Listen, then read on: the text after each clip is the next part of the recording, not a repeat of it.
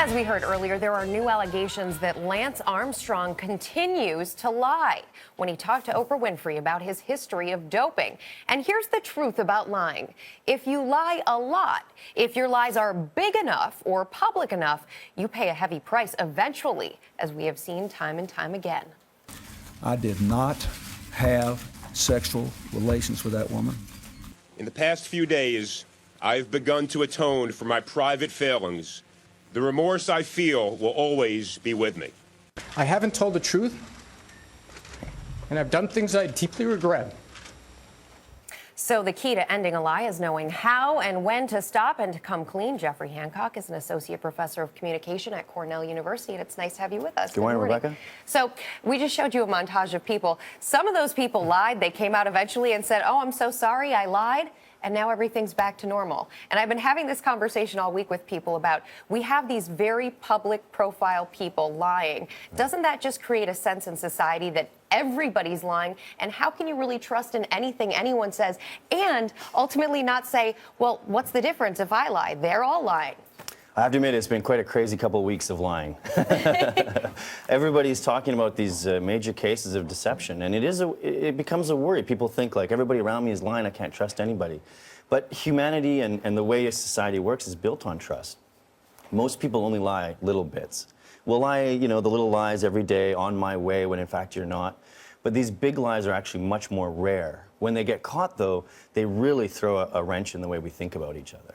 They're destructive to society as well as the individuals. They are. A lot of research shows, decreased trust in institutions, decreased trust in government, and it really spikes after, politicians especially are caught out in these big lies. So are all lies created equal? I mean, is there a difference between saying to somebody who's on the phone with you, hey, I got to jump into a meeting because you don't want to talk to them, and You've lying? never done that. No. Right, Or, cheating on your taxes.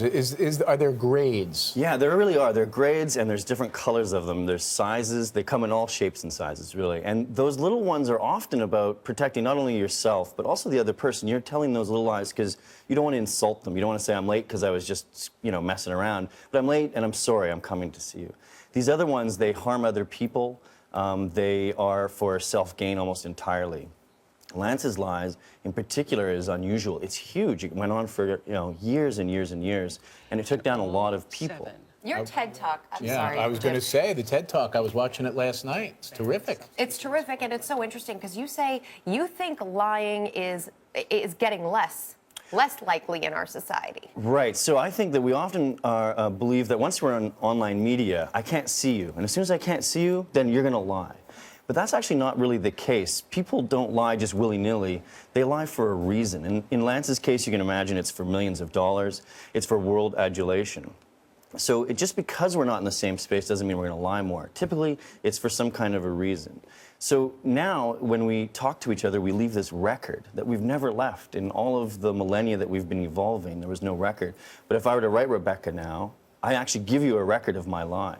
And so it's a very dangerous place to do lying. So in terms of emailing or any kind of texting, it's almost though you're sort of being watched in your own mind, and therefore you're less likely to lie? Many times. Sometimes when people get caught, it's that they forgot about the fact that what they were doing leaves a record. So when people forget that a text or instant message or email is leaving a record, they can, trick themselves into saying, oh, this won't last, and they tell the lie. But if you look at almost any of the politicians that have been busted in a scandal in the last decade, it was because of some digital media. It plays a central role in all of it. Interesting conversation. That is not a lie. Jeffrey Hancock, thanks. Thank you, Appreciate guys. it.